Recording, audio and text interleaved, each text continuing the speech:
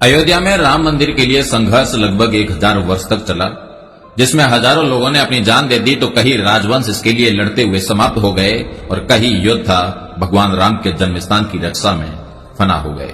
आज हम आपको बताने जा रहे हैं वो चौंकाने वाले ऐतिहासिक तथ्य जो राम मंदिर से जुड़े हुए हैं।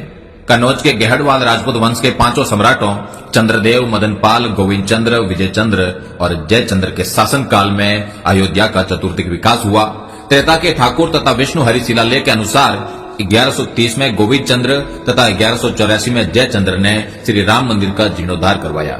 अवधवासियों के अनुसार आक्रांता से लड़ते लड़ते जयचंद्र की वीरगति के बाद हिंदुओं का सूर्य अस्त हो गया।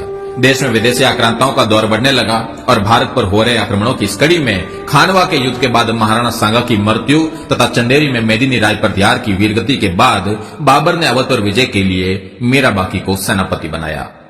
वर्तमान अयोध्या के हंसवर के राजा रणविजय सिंह और उनकी पत्नी जयकुमारी ने अन्य स्थानीय राजपूत शासकों के साथ मिलकर बाबर के सेनापति मीरबाकी द्वारा श्री राम जन्मभूमि पर बाबरी मस्जिद का निर्माण के विरुद्ध युद्ध लड़ा। लगभग 15 दिन तक जन्मभूमि परिसर रणविजय सिंह के नियंत्रण में रही, किंतु अंततः युद्ध में सभी वीर गति को प्राप्त हो गए। मीरबाकी ने 1528 में मंदिर तोड़कर बाबरी मस्जिद का निर्माण करवा दिया।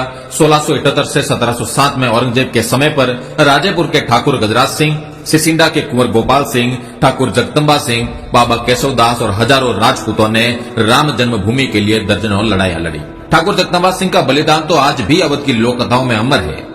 बाबर की मृत्यु के बाद मुगल सत्ता में जयपुर के शासकों का हस्तक्षेप अधिक रहा। काशी, मथुरा, वृंदावन सहित उत्तर भारत के ये सभी धार्मिक स्थल मान सिंह जी की जागीरी में आते थे।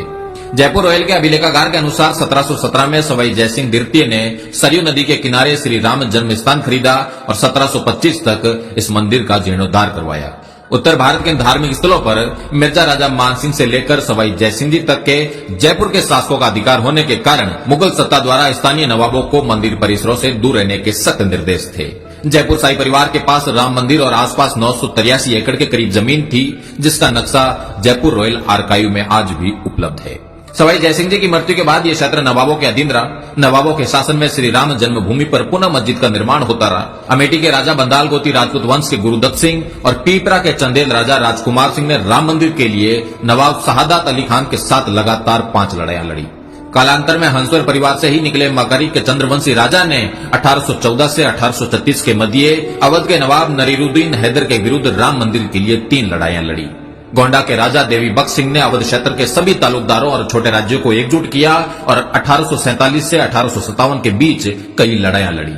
इन लड़ाइयों में नवाब वाजिद अली शाह बुरी तरह हार गया और इन लड़ाइयों के दौरान ही एक छोटा चबूतरा और राम मंदिर परिसर में मंदिर का निर्माण किया गया। जन्मभूमि स्थल पर चबूतरे के निर्माण के बाद अमेठी के एक मौलवी अमीर अली द्वारा एक टुकड़ी रवाना की गई, जिसे भीटी के राजकुमार जयदत्त सिंह ने रोनाई गांव के पास रोक दिया और वहां पर एक लंबी लड़ाई हुई, जिसमें कई राजपूत सैन्य दल लड़ते हुए वीर गति को प्राप्त हो गए। 1857 की क्रांति के बाद ब्रिटिश सरकार ने मंदिर परिसर पर भविष्य में विकास कार्यों पर रोक लगा दी। देश आजाद हो गया, किंतु 1000 वर्षों तक चल रहे संघर्ष ने विराम नहीं लिया। राम मंदिर आंदोलन के जनक मेवाड़ के वीरम देवोत राणावत महंत दिग्विजय नाथ जी ने इस आंदोलन को संगठनात्मक स्वरूप दिया और 1969 में अपनी समाधि से पूर्व तक अनवरत इस काम में कार्यरत रहे। उत्तर प्रदेश के तत्कालीन मुख्यमंत्री वीर बहादुर सिंह रघुवंशी ने 1 फरवरी 1986 में पहली बार राम मंदिर के ताले खुलवाए। 1949 में केंद्र तथा राज्य सरकार पर विवादित ढांचे से प्रभु श्री राम की मूर्ति हटाने का दबाव था। उस समय फैजाबाद के सिटी मजिस्ट्रेट ठाकुर गुरुदत्त सिंह ने मूर्ति नहीं हटने दी। फलस्वरूप उन्हें अपनी नौकरी से हाथ धोना पड़ा। निर्मोही अखाड़े के संतों के बाद शायद अशोक सिंघल पहले प्रमुख हिंदू नेता है जिन्होंने स्वीकार किया कि ठाकुर गुरुदत्त सिंह के योगदान ने राम जन्मभूमि के इतिहास की दिशा बदल दी और राम जन्मभूमि पर नियंत्रण के लिए हिंदू संघर्ष की समय रेखा में एक मील का पत्थर स्थापित किया।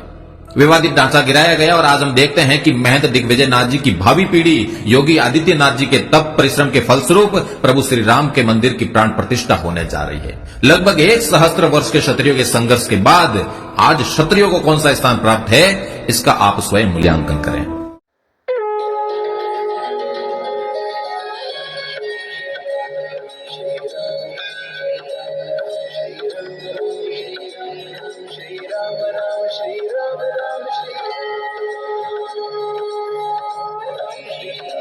श्री राम मंदिर का निर्माण तो अभी काफ़ी बाकी है, लेकिन आप ग्राउंड फ्लोर देख सकते हैं। ग्राउंड फ्लोर बनकर तैयार हो चुका है और ये जो सामने देख रहे हैं ये है स्वर्ण द्वार। इस पर 54 किलो का सोने का लेप चढ़ा हुआ है। बहुत ही आकर्षक और सुंदर लग रहा है।